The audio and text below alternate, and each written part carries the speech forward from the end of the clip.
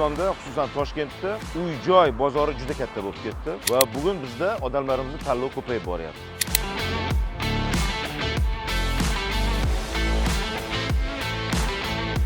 Bizda bugun hamsuhbatimiz shu loyihaning rahbari, assalomu alaykum, Anvar aka Qoraqo'jayev. 8000 xonadonimiz bor. 89 ta binomiz bor.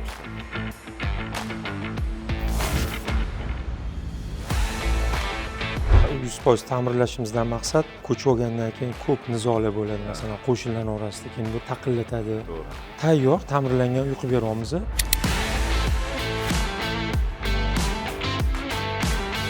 Bugun 1 kvadrat shu joyingizni nech puldan sotyapsiz? Taxminan 10 milliondan 11 milliongacha.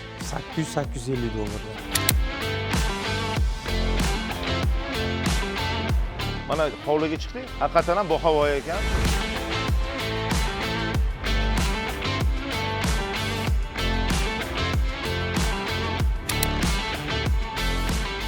Assalomu alaykum aziz do'stlar. Biz masofada loyihamiz yana davom etyapti va biz sizni ko'rib turgandan xursandmiz. Biz hozir Toshkent shahrida Jarqo'rg'on ko'chasidamiz. Bu ko'cha juda ko'pchilik biladi Toshkentda. To'g'rimi? Juda yaxshi joy, bahavo joy va biz Bashkent loyihasi. Assalomu alaykum qadrli vatandoshlar. Men bugungi ko'rsatuvni ustozimga savol berish bilan boshlamoqchiman. Ko'rib turib, Odatiy juda yaxshi ko'radi savol berishni. xuddi shunday siz ham ko'rib turibsiz. Biz qurilish maydonidamiz va sizga savolim, agar sizda yangi uylardan, qurilish kompaniyalaridan uy olish imkoniyati bo'lganda, qaysi jihatlarga birinchi navbatda e'tibor bergan bo'lar edingiz? Bitta savol. Mana sizga o'xshagan yosh oila keldi, o'qidi, o'qiyapti, o'qishni bitirdi, turmush o'rtog'i ishlaydi. Bankdan biroz kredit olish imkoni bor va ular tayyor uyda yashamoqchi, to'g'rimi? Chunki bizning yoshlarning bugun vaqti yo'q. Bozorga bor kafel ol, bozorga bor sement ol, uni suvoq qil, to'g'rimi? Tayyor uylar turganda ta'mirtalab uylarni olishni hech kim xohlamasa kerak. Men o'ylaymanki, bugungi kunda O'zbekistonda, xususan Toshkentda uy-joy bozori juda katta bo'lib ketdi va bugun bizda odamlarimizning tanlovi ko'payib boryapti. Tanlov bo'lgandan keyin odamlar biroz erkalanadi. Odamlarda tanlash imkoniyati paydo bo'ladi. Bu juda yaxshi. Bilasiz, biz siz bilan mana 5 yil, 6 yil ichida qayerlarga bormadik. Andijonda uylarni ko'rdik, to'g'rimi? Parkent bozorining oldida uylarni ko'rdik va bugun navbati mana bu joyga keldik. Men o'ylaymanki, bugungi kunda uy juda xavfsiz bo'lishi kerak. Qishda issiq bo'lishi kerak, yozda salqin bo'lishi kerak. Iloji bo'lsa ichlarida hammasi jihozlangan bo'lishi kerak va narxi uncha baland bo'lmasligi kerak. Siz aytgandek tayyor ta'mirlangan uyga kirishni xohlardim va hujjatlariga, shovqindan, ekologiyasiga alohida e'tibor bergan bo'lar edim. Keling, hozir shu loyiha bilan tanishamiz va bu loyiha qandayligi to'g'risida sizga batafsil gapirib beramiz. Sog' bo'linglar. Mana ko'ryapsiz, birinchi qator tayyor va biz hozir sotuv ofisiga keldik. Bizda bugun hamsuhbatimiz shu loyihaning rahbari, assalomu alaykum. Yaxshimisiz? Anvar aka Qoraqo'jayev. Bugun biz siz bilan batafsil gaplashamiz. Hozir mana yoshlarimiz ko'p savollar berdi. Men o'ylayman, ularga javob topamiz. Marhamat, ichkarida gaplashamiz. Anvar aka, mana ko'rib turibman, hozir juda katta mavze tushyapti. Buni sathi hammasi necha gektarga teng? 20 gektarga teng. Bashkent turar joy majmuasi. Bu juda ajoyib. Toshkentda ko'ryapsizlar, hozir 9 qavat emas, 12 emas, 16 qavatli binolar qad rostlayapti. Bu mavzeyimiz demak shunday bo'ladi. Endi bitta savolimiz, bu yerda qancha uylar bor? Soni bo'yicha ko'ryapman, juda ko'p. 8000 xonadonimiz bor. 8000 degani bu 16 qavatli nechta bino bo'ladi? 89 ta binomiz bor. 89 ta. Nafosat juda katta. 89 ta men ham yechib qo'yaman. 89 ta degani bu juda katta shaharcha degani. Endi birinchi savolim, shaharcha bo'lgandan keyin Anvar aka, bu yerda maktab, bog'cha, do'konlar, shunga o'xshagan narsa bo'ladimi? Hammasi bor, mnogofunksionalniy. Bizda ikkita bog'cha, ikkita maktabimiz bor. Bizda o'quv markazlari ham bor. Maktabingiz qancha bolalarga mo'ljallangan? 1,5 ming o'rinli maktablar. Bu juda ham yaxshi. Endi loyiha to'g'risida gaplashmoqchi edik. Bu nima bu joyimiz? Mana maktabimiz. Ha, maktab. O, juda chiroyli-ku bu. Endi bugungi kunda Toshkentda katta muammolardan biri mashinalarni parkingi, ya'ni o'sha qo'yash, to'xtash joyi. U qanday hal bo'ladi? Parkinglarimiz yer ostida bo'ladi. Necha qavat? 2 qavatli bo'ladi. -2 ga olib tushganmiz. Ha, -2. Shu muammolarni yechganmiz. Bu yerda suv chiqmadimi? Yo'q, suv chiqmadi. Yeri yaxshi ekan? Yeri yaxshi, shag'al chiqqan bu yerda. Lekin men ko'rdim, mana hozir ko'rgan sari ochilyapti. Nafosat e'tibor bering, uylarning qurilishi, dizayni juda chiroyli. Bu loyihalarni qilishda sizlar xorijdagi mutaxassislar bilan ishladingizmi? O'zbekistonmi? Shunaqa xorijdagi mutaxassislar bilan ishlaganmiz, turklar bilan ishlaganmiz, injenerlar bilan. O'sha ular endi opiti bo'lgani uchun ularni texnologiyasini olganmiz. Dizayn, interyer, o'zimizning mahalliy dizaynerlar bilan ishlaganmiz. Menga bu loyihani bitta yoqgan jihati Nafosat, bu yerda keladigan odam kalitni oladi va ko'chib kiradi. Xuddi shunday. Va bu joyga kirganda siz hech narsani ta'mirlamaysiz. Men hozir bir narsani ko'rsatmoqchi edim. Bilasiz, eng muhim gaplar qayerda bo'ladi? Oshxonada bo'ladi. Oshxonada bo'ladi. Hamma gap oshxona. Ayollarning sevimli. Ayollarning sevimli joyi. Lekin ayollarning sevimli joyi juda qulay bo'lishi kerak. To'g'rimi? To'ppa-to'g'ri. Bugun erkaklarning ham sevimli joyi. Mana menga juda yoqqani Anvar aka, sizda bugun berayotgan mijozlarga mana juda jiddiy brendlar, Hoffman bo'ladimi? Mana yaxshi jihozlashmi? Mana oshxonani qarang. Assalomu alaykum. Sizlar yaxshimisiz? Juda sifatli, juda yaxshi. Juda muhim. Bu hamma mijozlarga shunaqa beriladi, to'g'rimi? Hammasiga ta'mirlab beramiz. Mana. Bu tasavvur qilinglar, siz xonadan ko'chib keldingiz. Mana juda mana ham ajoyib, zamonaviy va bugun menga juda yoqqani mana meva-chevalar qo'yib qo'yishibdi. Bu juda katta tanlov bor mana. Va bugun qilinayotgan mahsulotlarda mana bunaqangi eshiklarning shakli hammasi shaffof, to'g'rimi? Bu qanaqa rom qo'yiladi? Termorom qo'yamiz, 7000 seriyali. Bu demak qishda issiq qiladi, yoz faslida salqin bo'ladi. Salqin beradi. Eshiklarimiz qanaqa bu eshiklar? Eshiklarimiz vlagostoyki, 2-3 xonali mana shunaqa tayyor jihozlangan uyda jihozlangan, ta'mirlangan uy topshiramiz. 2 xonaligingiz necha kvadrat bo'ladi? Taxminan 50-55 gacha. 50 dan Hozir 55 bilasizmi, kichik oilaga juda yaxshi-da. Ertaga soliq ham kam to'laydi, elektr energiyaga kamroq pul to'laydi. To'g'rimi, issiqlikka? 3 xonaligingiz necha kvadrat? 3 xonaligimiz 61 dan 80 kvadratgacha. Bilasizmi, dunyo bugun o'zgarib boryapti, biz ham o'zgaryapmiz. Ilgari 4-5 xonadirdi, keyin bu juda katta pul to'lanardi, uni isitish masala, sovutish masala va siz hamma ta'mirlash ishlarini o'zingiz qilib berasiz. Shunaqa. Ya'ni kelgan odamda tanlov bo'ladi. Qanaqangi aboy tanlash, Har xil interyerlarimiz bor. Kelgan xaridorlarga taklif qilamiz. endi bir xil savol bo'ladi. Masalan, bitta odam keladi, mijoz har xili bor, to'g'rimi? O'zim ta'mirlayman deydi. Nimaga sizlar bunga Asosiy bizni 100% ta'mirlashimizdan maqsad ertaga o'zingiz bilasiz, mana ko'chib olgandan keyin ko'p nizolar bo'ladi. Masalan, qo'shnilar orasida kimdir taqillatadi. to'g'ri. Har xil o'sha mashinalarni hammasini Ta'mirlash oldini uzoq davom olib, etadi. uzoq Bir davom xil uyab etadi. qo'yadi, 2-3 yildan keyin Ko'chmaydi. Ko'chmaydi. Ko'chgandan keyin ko'chgan odamga noqulaylik tug'diradi. Shuning uchun biz nima qildik? Tayyor ta'mirlangan uy qilib beryapmiz. Shuni kiyimi bilan keladida yashab ketaveradi. To'g'ri. Yana bir muhim gapki, Nafosat. Siz o'sha liftni olib qimmatga qilasizda, liftlar qaysi davlatniki? Xitoyniki. Tasavvur qiling. Unda siz bola chaqangiz o'zingiz foydalanasiz, chiroyli, pokizada, lekin quruvchilar keladi, unda sement tashiydi, reyka tashiydi, g'isht tashiydi, to'g'rimi? Va bu liftlarni ishdan chiqaradi. Hozir bu men ko'rdim, o'sha insonni hurmat qiladigan loyiha bu. Endi bitta savol sizga. Eng muhim savol. Bugun 1 kvadrat shu joyingizni nech puldan sotyapsiz? Tayyor uy. Taxminan 10 milliondan 11 milliongacha. 800-850 dollardan. Juda yaxshi. Shunaqa. Bu tayyor uyga tasavvur qilinglar, mana bunaqangi oshxona bo'ladi, shunaqangi sizda hojatxona bo'ladi, hammom shunaqa bo'ladi. Mana oshxona shunaqa bo'ladi. Siz ko'chib kirasiz, ichiga faqat o'zingiz mebel sotib olasiz va siz bemalol yashaysiz. Anvar aka, menga loyihani yoqqan, o'zimiz turkiycha bo'libdi. Bir xil joylarga borasiz, Nafosat, inglizcha nomlar, boshqa nomlar, odamlar tushunmaydi, oddiy odamlar. Shuning uchun Toshkent degani bu turkiy tilda bizda poytaxt degan. Bugungi kunda bor, ko'r, tanla, bozorda yur. Yoshlarimiz bugun juda ish bilan band, hammaning o'zining tirikchiligi bor, hamma o'zining ishini davom ettiradi, ishxonadan ruxsat so'ramaydi. Tayyor o'zi kelib tanlaydi. Bularda aytgancha sizlarga dizayn qilishga kim yordam beryapti? Bizda dizaynerlar Safronovna degan dizaynerimiz bor. O'shalar bilan ishlayapmiz. Me'mor degan loyihachilarimiz bor. Mahalliy brendlar bilan ishlayapmiz. Demak, mana bugun bizda dizayn qilish boshqa ham hamma nozik jihatlari o'zimizning mutaxassislar bajarishyapti. Endi Anvar aka, sizlar boshida necha foiz to'lovni olasizlar? Ikkinchisi, nimaga tannarx bunaqa arzon? Birinchi savolingizga javob, bizda mijozlar bilan o'zini sharoitidan kelib chiqib taklif qilamiz. Ya'ni ularning sharoiti agar 20% dan boshlanish to'lovi 30% gacha bo'lsa, biz uni qabul qilamiz-da, to kadastr chiqquncha shu qolgan 70% ni masalan o'zini sharoitidan kelib chiqib to'lovni amalga oshiraveradi. Kadastr chiqqandan keyin qolgan to'lovni gibrid rassrochka deydi buni. To'lovni qilib beradi. Men kirganda ko'rdim, hozir Xalq bankining inkassatsiya mashinasi ham o'tdi. to'lov ham shu yerda. Xalq to'lovimiz ana marhamat bankimizni mijozlar to'g'ri bankka kiradi, to'lovni amalga oshiradi, chekin oladi, ularga uyzamalarga keladi, telefoniga to'lov amalga oshiriladigan. Nimaga 10 million, 11 million? Qanaqa buni erishdinglar? Biz ishimizni otabratni boshlaganmiz. Oldin biz mahsulot ishlab chiqarganmiz. Ya'ni metallurgiskiy zavodimiz bor, sement zavodimiz bor, gazoblok sexlarimiz bor. Fasad ishlab chiqaramiz, gipsiy shpaklovka ishlab chiqaramiz. Shu turar joy majmuamizni biz xomashyosini ishlab chiqaramiz, ya'ni klaster qilganmiz. Klaster qilganimizni hisobiga bizga tan narxi arzon tushyapti. Sizda o'zlaringizni armatura o'zingiz ishlab chiqarasiz. O'zimiz qayerda joylashgan? Chirchiq shahrida. Gazoblok bu yerda. Gazoblokimiz shu.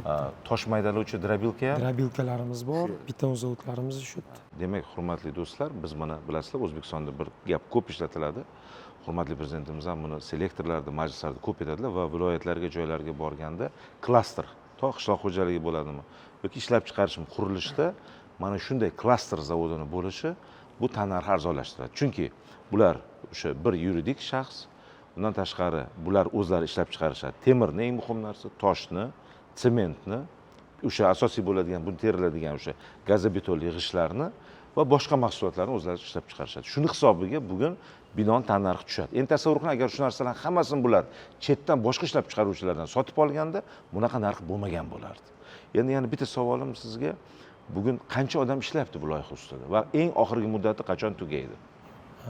Birinchi etapimizni 26-yilga yarmini topshiramiz. 50 ta domimizni qo'yganmiz topshirishga. 27-yil ikkinchi etapda 100% loyihamizni topshiramiz mijozlarga. Demak, bu hozir 25-yil bo'lsa, 2 yildan keyin mana shu hamma shaharchasi mujassam bo'ladi. Bu yerda men ishonchim komil, tegida biznesni o'zi, bu biznes qilish kerak. O'sha kimyoviy tozalash, ishlab chiqarish, qandolat mahsulotlari, do'konlar, xullas kiyim-kechak, hamma narsa bo'ladi. Va bu yerga kelgan odam shu yerda o'zida hamma narsani hal qiladi. Bu yerda o'zi havosi, iqlimi qanaqa Toshkent? Shobodasi qanaqa? Bizani turar joy majmuamiz sharq qismida, Toshkentning sharq qismida joylashgan. Ko'rayotgan bo'lsangiz, hozir qurilayotgan domlarimizning hammasi hisobga olinganda, yo'lak bor, shamol bemalol aylanadi. Mana yurtimizda yashil makon loyihasi amalga oshirilyapti va xaridorlarni ham eng ko'p qiziqtiradigan savol, daraxtlar bo'ladimi bu yerda? Ya'ni havo tozalovchilar bo'ladimi? Ko'ryapmiz, maketda bor, ular qayerdan olib kelinadi va qanday tartibda o'rnatiladi? Bu landshaftdagi juda ham qattiq ustida yaxshi dizaynerlar bilan ishlayapmiz. Xorijiy davlatlardan olib keladigan daraxtlarimiz уже vыборкасini qilib bo'lganmiz. Xudo xolasa bu juda ham bir yashil makoni hozir ko'rinib turibdi. Chiroyli bo'ladi. Qaysi davlatlardan bu daraxtlar keladi? Turkiya davlatlaridan, Italiya davlatlaridan. Shu bilan birga O'zbekistondan ham har xil chinorlarimiz bor. Bizda juda yaxshi ko'ramiz, gujumlarimiz bor. Ular ham mana shu biz iqlimga juda mosda. Pavloniya ham o'zimizda. Pavloniya bor, to'g'ri. Endi bitta men narsa hozir ko'rdim, quyosh panellari. Bu yerda o'sha muqobil elektr energiya ham bo'ladimi? Shunaqa quyosh panellarimiz. Necha kilovat? Har bitta domimizga 30 kilovatli quyosh panellarimiz bo'ladi. Liftlarimizni ham gibridni qilganmiz. Ya'ni BYD bilan shartnoma qilganmiz. Ya'ni svetimiz o'chganda ham liftlarimiz o'chmaydi. Uzluksiz Zo'r qilibsizlar buni. Chunki eng katta muammo chiroq o'chganda, lift ichida odam qolib ketgan, uni yuragi yomon bo'lgan. Sizlarda bu narsa bo'lmaydi, quyosh paneli. Hisobini olganmiz. Sizda hozir necha metr mana shu ikkovining orasi? Oralig'i 50 metr. Biz bulvarga joy qoldirganmiz. Bu yerda shu ko'ngilochar maydonchalarimiz bo'ladi. Har xil sportivniy zonalarimiz bor. Mana ko'rdim, futbol maydoni turibdi, tennis turibdi, to'g'rimi? Demak, yoshlarimiz bu yerda bemalol futbol, sport bilan shug'ullanishlari mumkin. Uni o'rtasida mana sovg'a bolalar uchun turniketlarimiz bor. Juda ajoyib. Bu yerda taxminan siz nazaringizda qancha aholi yashaydi endi kelajakda? 20 mingdan 30 minggacha aholi yashaydi. Целый massiv bo'lyapti-da. Bu katta mavze bo'lyapti va bu yerda bitta mahallada 3-4 ming yashaydigan bo'lsa, tasavvur qiling, bu yerda 20 mingdan 30 minggacha aholi yashaydi. bir nechta mahallaning aholisi jam bo'ladi.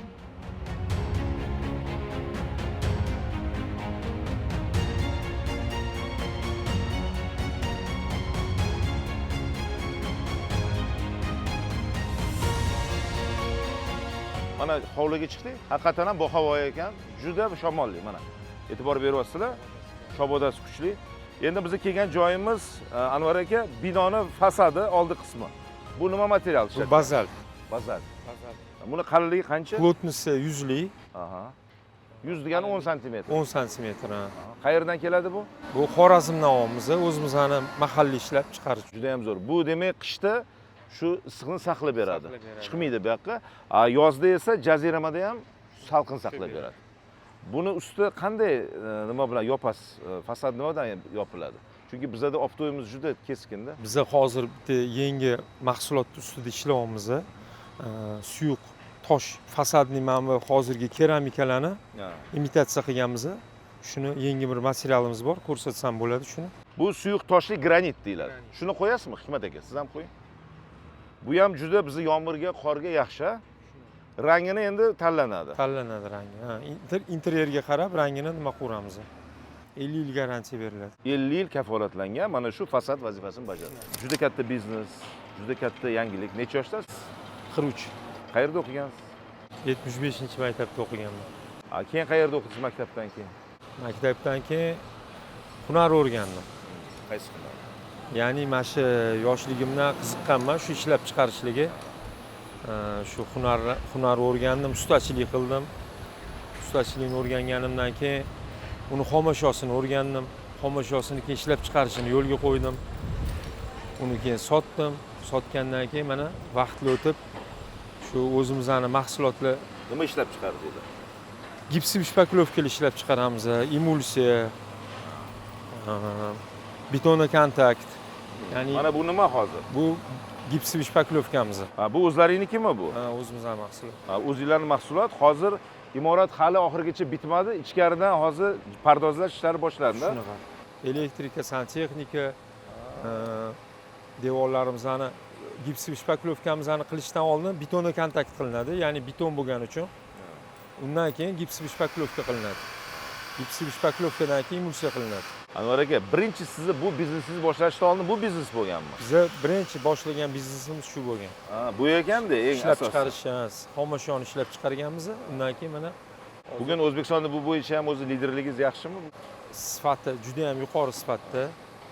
Asosiy bizada qo'shma korxonalar xitoyliklar bilan birgalikda ishlab chiqaramiz. Mana ko'ryapmiz, hurmatli do'stlar, juda katta mavze paydo bo'lyapti. Juda katta hududni egallagan va bu yerda haqiqatan ham ob-havosi, masalan, menga juda yoqdi. Mana hozir soat 10 bo'lyapti, juda havo yaxshi, yozni hozir avji payti, salqin. Mana ko'ryapsiz, kiyimlardamiz, odam ham uchun isimayapti. Marhamat, qurilish kirib ko'ramiz va bu yerda ham savollarga javob topamiz. Zinalarimizni, pirillalarimiz hamma sborniy qilganmiz. Bu ham o'zimizning ishlab chiqarish. Bu yig'ma, Yig'ma. O'sha yerdan olib kelib, bu yerda Shuni yig'iladi. sborka qilamiz, Lekin yig'amiz. juda mustahkam. Mustahkam. O'zingiz ishlab chiqarasiz. chiqarishimiz. Mana hurmatli do'stlar, balkonlarni shunday shaklda bo'lishi juda ham to'g'ri. Chunki bu bolalarning xavfsizligi agar bunaqasi teskari bo'ladigan bo'lsa, bu vertikal bu. Vertikal. Faqat vertikal bo'lishi kerak, bilib qo'yinglar, uy quruvchilar. Agar gorizontal bo'ladigan bo'lsa, bu bolalar ustiga chiqib pastga tushib ketishi mumkin. Va bu juda to'g'ri bo'lgan. Bu ham o'zlaringizdan-a? O'zimizdan. Mana bu ham o'zimizda ishlab chiqarilar ekan. Qoyil. Sizda bitta binoyingizda lift nechta bo'ladi? Bitta binomizda ikkita lift bo'ladi. Bitta liftimiz yuk tashuvchi bo'ladi, bitta liftimiz odamlar uchun. Odamlar lekin men tavsiya qilardim, bugun zinadan foydalanish kerak. Chunki bu sog'liq uchun juda ham foydali.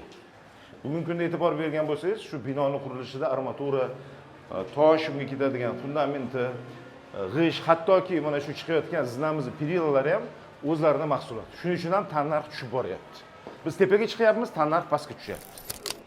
Assalomu alaykum. Aha. Bu necha xonali joyimiz? 3 xonali uyimiz. 3 xonali uy.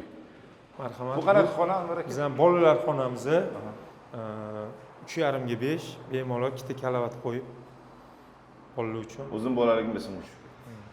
3 xonali uyimizda ikkita sanuzlimiz mavjud. Bittasi umumiy sanuzlimiz, bitta bolalar uchun sanuzl. Demak, masalan, kattalar alohida foydalanadi, bolalar. Menga juda Anvar aka yoqdi, kafil sifati yaxshi ekan. Bizning mahalliy o'zimizniki ishlab mahalliy. chiqaruvchilarimiz ekan. Mana O'zbekistonda juda sifatli bugungi kunda kafil ham ishlab chiqarilyapti. Qoyil. Bu shaxta. Shaxtamizda.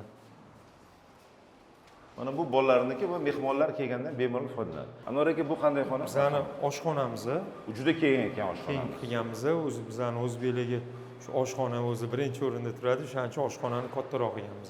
Demak, bu yerda chiqib, kelgandan keyin bemalol joy qilib choy ichadi, televizor ko'radi, internetda o'tirish mumkin, ovqat tayyorlaydi va menimcha shu toza havo kirib turish uchun Balkonimiz mana ham juda bor. ishlamgina balkon ham qilingan. Yaxshi. Mana hozir biz ikki xonali joyga kiryapmiz. Eshigi lekin xuddi markaziy bank eshigiga o'xshaydi. Bu yerda yopiladigan, menimcha u yoqdan ham chiqadi. Mustahkam eshiklarimiz bor. Mustahkam. Bir gapirib berasiz endi o'zingiz. Ikki xonali uyimizda, xonadonimizda bu ham shu sanuzel. Sanuzel juda kafil sifatli, e'tibor berish so'raymiz. O'zbekistonda ishlab chiqarayotgan kafil. Bu qanaqa xonamiz? Bu yotoqxonamiz. Bu kattalar yotoqxonasi, ikki xonali. Endi yosh oilalar uchun juda zo'r. Bu yerda esa adashmasam yana bitta xona va oshxonamiz. Oshxonamiz. Oshxona. Juda ham qulay, yaxshi, shinam. Oshxonaning bu qismida ovqat tayyorlangan bo'lsa, bu yerda o'tirib choy ichadigan joyi bor ekan. Yerdan shifgacha qancha? 3 metr. 3 metr. Juda ham zo'r. Anvar aka, menga yoqqani yo'laklaringiz juda keng. Mana bitta shu podyezdni bitta maydonchasida nechta xona? 5 ta uyimiz bor. Ikkita ikki xonamiz, bitta 3 xonamiz, ikkita bir xonali uylarimiz bor. Bir xonali bir ko'raylik. Marhamat. Ayniqsa juda talabalarga zo'r bo'ladi bir xonali. Bu bir xonali uylarimizni haqiqatda aytganingizdek talabalarimizga juda ham zo'r sharoit qilganmiz. Bu yotoqxonasi. Bu bizning juda keng, yaxshi bir kishiga. Xonamiz. Yana shu zo'r sifatli sanuzel va oshxonamiz. Oshxona juda keng. Hamma oshxonalarimizda balkoni bor. Bu nima lyuk? Bu yong'in xavfsizligi qilingan lyuk. Yong'in xavfsizligi bo'lsa, bu yerda zinasi bo'ladimi tushishga? Zinasi bo'ladi. Endi yong'in bo'lmasin, Anvar aka, tinchlik bo'lsin. Demak, hurmatli do'stlar, bitta shu maydonchada bugungi kunda 5 ta xonadon mavjud. Bitta 3 xonali, ikkita 2 xonali va ikkita 1 xonali. Juda ham qulay odamlarga foydalanishga. Juda dizayni ham zamonaviy. Yerdan shiftgacha 3 metr. 3 metr. Xohlasangiz biroz tushirishingiz mumkin. Bu yerda isitish tizimi qanday bo'ladi? Isitish tizimi duxkonturniy kotellarimiz bor. Odamlarning o'zi yoqadi uni. Odamlarning o'zi yoqib o'chiradi. Biz arzon narxga maksimum komfort beramiz. Maksimum komfort nimada? Komfort plus nimada? Komfort o'zi nimadan kelib chiqadi? Ekonom klass bo'lganda bizni ta'mirlamasdi. Ta'mirlangani uchun komfortga kiradi. Va siz juda sifatli oyna rom berasiz. Juda sifatli maishiy texnika, jihoz. Kiradigan mashina ham bo'ladi? Kiradigan mashina. Men o'qiganman bir paytlar Amerika Qo'shma Shtatlarida qurilish bumi boshlanganda o'sha bitta kiradigan mashina qo'shib berilgan va bu juda ko'p uy bekalariga yoqqan. Bizda ham bo'ladi. Qaysi kompaniyamiz bo'ladi? Hoffman.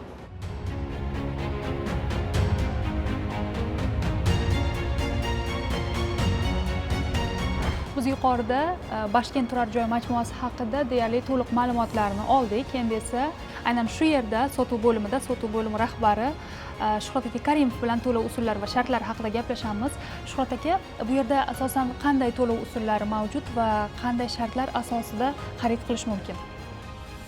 Bashkent turar joy majmuasi sotuv ofisida turli xil shakllarda uy joyni sotib olish imkoniyati taqdim etilmoqda yurtdoshlarimizga. Birinchisi bu 100% to'lov, oldindan 100% to'lov to'langanda bizada katta chegirma taqdim etilyapti. Yurtdoshlarimizga 24%lik. Bu aynan shu xizmat turimizga ham oxirgi mana 5 oydan beri e'tibor beryapmiz. Talab kuchli, chunki katta chegirma ega bo'lishadi. Keyingi bir yana yurtdoshlarimizga taklif qilayotgan sotish shartlaridan biri bu bo'lib to'lash sharti. Рассрочка deymiz. Bu рассрочка muddatlari qurilishni foydalanishga topshirish muddatidan kelib chiqqan holatda 1 yilga, 2 yilga, 3 yilga taqdim qilib kelyapmiz. Bu yerda o'sha bo'lib to'lash sharti bilan olishlik uchun albatta boshlang'ich badal talab etiladi. Odatda kamida 20%, uy joy qiymatining 20% miqdorida boshlang'ich badal so'rayapmiz. Lekin ijtimoiy jihatdan ta'lim sohasiga, sog'liqni saqlash sohasiga, ko'p farzandli oilalarga, yosh oilalarga 10% boshlang'ich badal bilan ham uy joylarni sotish bo'yicha shartnomalar imzolayapmiz. Shunaqa imkoniyat taqdim qilyapmiz. Endi yana bir aytib o'tadigan joyimiz o'sha рассрочка davriga 1 yildir, 2 yildir, 3 yilga oyma-oy to'lovlar bo'lib beriladi. uni ham yurtdoshlarimizni sharoitidan, imkoniyatidan kelib chiqqan holatda bo'lib beryapmiz. Bu bir og'zaki gap emas. Har qanday odam bizada bu narsaga guvoh bo'lib kelyapti. Bu shartnomalarimizni ham ko'rib chiqsangiz bo'ladi. Aholini sharoitidan kelib chiqib 6 million, 7 million, 8 million oyiga to'lovlar qo'yib beryapmiz. Juda yaxshi. Agardaki mijozlarni o'zi 10 million, 15 million, 20 million to'lash istagi bo'lmasa, imkoniyati bo'lmasa. Endi uchinchi qismi nima bo'ladi desangiz, deylik boshida boshlang'ich badal topshirishdi 20%, 1 yil, 2 yil, 3 yil davomida qisman kichkina summalarda yopib kelishdi.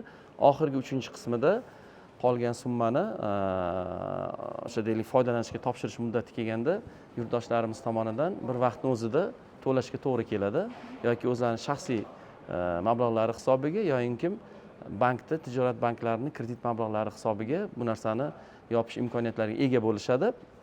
Qancha foiz bilan olishadi shunda? 18% bilan. Bo'lib to'lashda foiz ko'payib ketmaydimi? Ya'ni mablag' ustiga ko'p mablag' minmaydimi demoqchiman. Ya'ni biz sotuv ofislariga borganimizda bo'lib to'lash imkoniyati deyarli barcha qurilish kompaniyalarida bor. Lekin narxi bizni qo'rqitadi. Ya'ni boshida 100 million bo'lgan uy, taxminan aytyapman, kelajakda bizga 150-170 millionga tushishga to'g'ri kelyapti. Shunday mutlaqo imkoniyat. bunaqa emas bizada. Deylik bizadagi agar uy mana 100% to'langanda katta chegirma 24% deb aytdik. Deylik 1 yilga berilayotgan bo'lsa, biz shu holatda 15% chegirma beramiz. Demak 10% ga kamroq chegirma beryapmiz. Mana shu uyning qiymati 10% ga qimmatroq bo'ladi degani.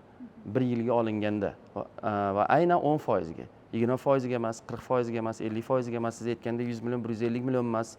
Deylik o'sha 500 million so'mlik uyga 24% chegirma qo'llanilganda 120 million bo'ladi. Misol uchun 120 millionni 500 milliondan ayirsangiz 380 million so'm qoladi. Misol uchun aytaman sizga. Lekin 500 milliondan 15% chegirma bersak, unda 75 million chegiriladi. 500 milliondan 75 milliondan ayirsak 425 million bo'ladi. 100% to'langandagi uyda narxi 380 million so'm edi. 1 yilga olinganda 425 million edi. Uy joyida qiymatiga olganda bu bir 10% tashkil qiladi. Undan ortiq emas. Mana ko'ryapmiz, pastda sotuv ofisida xaridorlar ko'p va sizga yana bir qiziqarli savol, ko'proq yurtdoshlarimiz qaysi to'lov usulini xohlashyapti? Bir 50%ni biz bo'lib to'lish sharti bilan beryapmiz. Rassrochka shartlarida 50%ni 30-35%ni 100% to'lovlardan tashkil topadi. 15-20% bu ipoteka kreditlari hisobiga yurtdoshlarimiz uy joylarini sotib olishyapti. Yuqorida aynan mana shu loyihani rahbari aytdilar, biz ijtimoiy himoyaga muhtoj, ko'p farzandli, o'zingiz ham buni ta'kidladingiz. O'sha loyihalar haqida gapirib bering. Ularga bepul beriladimi, qanday imkoniyatlari bo'ladi? Bizni ular ham shu toifa vakillari ham ko'rayotgan bo'lishlari mumkin chunki. Bu turdagi harakatlarimiz joriy yilda 1-apreldan boshlandi. Chunki ta'lim sohasi bor, ta'lim sohasining ustozlarimiz hammasi murabbiylar, sog'liqni saqlash tizimi xodimlari, ularning ham ishlari mashaqqatli bo'ladi. Bu yerdan yosh oilalar bor, endi oila turmush qurgan, ularda ham uy joy masalasi doim dolzarb bo'ladi. Ko'p farzandli oilalar bor, 3 ta, 4 ta, 5 ta farzandi bor, uyini kengaytirmoqchidir, bir xonali, 2 xonali uyda bo'lib qolgandir. Bu nuqtai nazardan biz o'ylab, o'sha ularga real imkoniyat qilib berishlik uchun boshlang'ich badalni 10% ga tushirdik. Haqiqatdan ham bizada mana har kuni bor, har kuni men bu shartnomalarga qo'l qo'yaman. Murabbiylarga yoki bog'cha tarbiyachilariga va hokazo uy joy qiymatini 10% boshlang'ich badali bilan uy joy sotib olishga imkoniyat beryapmiz. Va o'sha yuqorida aytganimdek oylik to'lovini ham foydalanishga topshirilgunga qadar bir oylik to'lovini ham ular moliyaviy holatidan kelib chiqqan holatda belgilab beryapmiz. Va menimcha shu natijada ko'p odamlarga bu ma'qul kelyapti, chunki 70 million bilan, 80 million so'm bilan, 100 million so'm bilan yoki 120 million so'm bilan odamlar haqiqatdan ham uy joy olish imkoniyatiga egada. 70 million, 80 million bir qaysidir ma'noda katta puldir, lekin uy joy sotib olayotgan odamlarni o'zini bir hayotidan, tarixidan kelib chiqadigan bo'lsak, hozirgi kundagi sharoitdan ham kelib chiqadigan bo'lsak, menimcha 70 million so'm bilan, 80 million so'm bilan agar bir uy joyga ilinadigan bo'lsangiz, bu menimcha bir katta imkoniyat bo'lsa kerak. Bu reklama emas, bekordan bekorga bizani sotuvlarimiz oy sayin oshib borayotgani yo'q.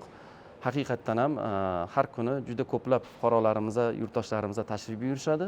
Tashrif buyurgan fuqarolarni 50% bizdan shartnomalashib keyin chiqib ketishyapti. Bu juda katta ko'rsatkich deb o'ylayman. Bir kunda agar endi aytib o'tirmaymiz, qancha yurtdoshlarimiz tashrif buyursa shuni 50% bizada shartnoma rasmiylashtirib keyin chiqib ketishyapti. Keling, Sir bo'la qolsin, ko'z sir tegmasin. bo'lmasin, ko'z tegmaydi, Ko'z sir tegmasin. bo'lmasin. 50-60 ta shartnoma imzolayapsizmi bir kunda? Bir kunda eng rekordimiz 40 dona bo'lgan. Eng katta ko'rsatkichimiz, o'rtacha ko'rsatkichimiz 20 ta. Keling, hisobli do'st ayrilmas deydi. Bizni ko'rayotganlar qancha hisobni aniq bilishlari kerak. Taxminan yosh oila uchun 2 xonali qancha kvadratli uy bor? Shuni hisoblab ko'rsatib bersangiz. Yo'q, mana misol uchun deylik, uylarimiz o'zi aksariyati hammasi emas, aksariyati 400 million so'm bilan 600 million so'mning o'rtasida. Bir xonaligida 300 millionligi ham bor, 350 millionligi ham bor. Men endi aksariyat uni uylarimiz 27 kvadrat metrdan 80 kvadrat metrgacha. Men sal o'rtarog'ini olib aytyapman sizga. 400 milliondan 600 million so'mgacha uy-joy qiymatlarimiz. Bir xona ham bor buning ichida, kvadraturalari sal kattaroq, 2 xonali uylarimiz ham bor. Ana deylik 500 million so'm deylik, 500 million so'mdan aytganimdek ijtimoiy himoyaga muhtoj o'sha aytganim qatlam bo'lsa 10% boshlang'ich badal bu 50 million so'm bo'ladi misol uchun. Umumiy shartlarda 20% so'rayapmiz. Bu 100 million so'm bo'ladi 500 millionga nisbatan. Agar 500 millionga nisbatan 100 million so'm boshlang'ich badal oladigan bo'lsak 400 million qoldi. 400 milliondan ham 1 yilga deylik, 1 yil davomida oyiga 6 milliondan qo'yib bersak ham 72 million bo'ladi 12 ta oyda. Boshida 100 million boshlang'ich badal topshirdilar. Yana oyma-oy 12 oy 6 million so'mdan to'ladilar, 72 million bo'ldi. 172 million bo'ldi shunda. Ana qoldi 328 million. 328 millionda ana o'sha foydalanishga topshirish muddati kelganda yurtdoshlarimiz tomonidan o'sha bir vaqtni o'zida o'zlarining shaxsiy manbalari hisobidan yopishga to'g'ri keladi. Yo'inki o'sha aytganimdek ipoteka kreditlari mablag'lari hisobiga ham bu narsani yopish imkoniyatiga ega bo'lishadi. Ipoteka kreditlari esa o'z aytib o'taman 20 yil muddatga beriladi. 20 yil muddatga bu degani 240 oy degani. 240 oyga berilganda bu 328 million so'mlik kreditni oylik to'lovlari bir taxminan 7 million so'mdan boshlanadi. Taxminan men aytayapman, hisob kitob sizga aytayapman, 7 million so'mdan boshlanadi. Bu endi mana qarangda, mana odam fuqaroyimiz kelyapti, yurtdoshimiz 100 million so'm pul to'layaptilar. Imkoniyat menimcha bir juda katta og'irlik tug'dirmaydi ko'pchilikka menimcha. Oyma-oy yana 6 million 7 million to'lab yuribdilarda, kredit olganda ham yana 6-7 million so'mda yana milliy valyutada, AQSh dollarida emas yoki AQSh dollariga tenglashtirilgan nimada emas, milliy valyutada. Menimcha bu katta imkoniyat bo'lsa kerak. Biz bir paytlar men hozir yoshim 43 yosh bo'lsa, bir 30 yoshligimizda, 25 yoshligimizda yosh oila bo'lganimizda uy-joy olganmiz biz ham. Quruvchilar tomonidan ham, banklar tomonidan ham bunaqa imkoniyatlar bo'lmagan. Juda bir qiyinchilik bilan olganmiz. Uni boshlang'ich badali ham o'sha paytdagi topishga nisbatan olganda juda katta edi. Oyma-oy to'lovlari ham juda katta edi. Bir oylik maoshimizni bir 80% o'sha kreditni yopishga ketardi. Men o'ylaymanki, hozirgi kunda ayniqsa Toshkent sharoitida menimcha berayotgan imkoniyatlarimiz menimcha juda bir qulay bo'lsa kerak. Oddiy aytganda 16 qavatli uy osmono'par bino deyiladi. Aynan mana shu osmono'par binolarning tepa qavatlari qiymati qanday, past qavatlari qiymati qanday? Demoqchiman, qavatlar natijasida o'zgaradimi, summa yoki o'zgarmaydimi? To'rga bo'lingan, tepadan boshlab pastga qarab qimmatlashib boradi.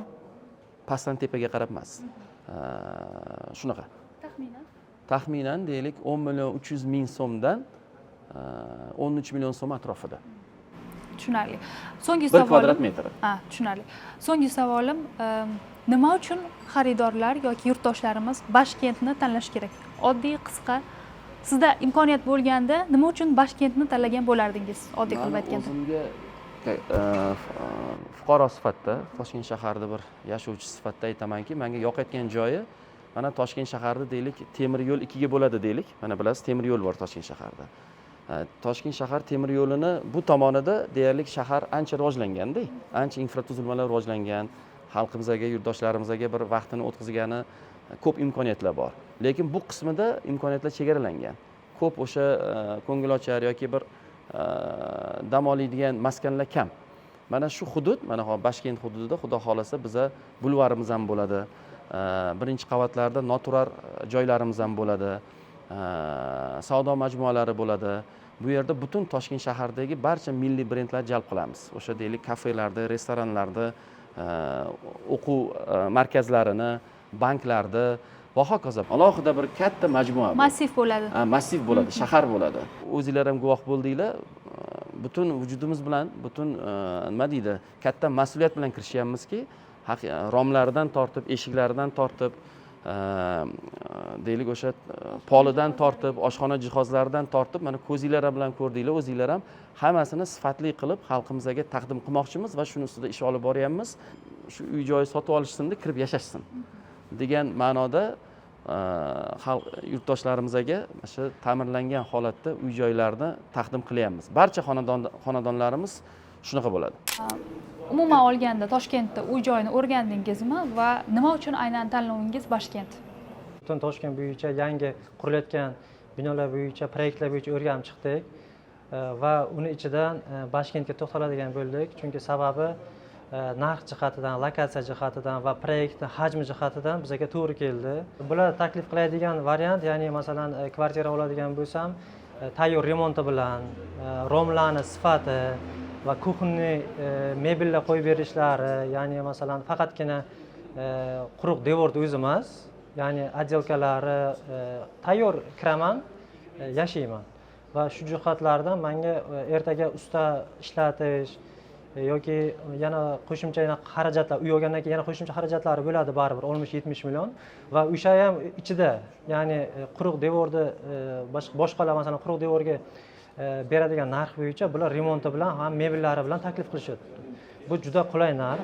Men hammaga tavsiya qilaman.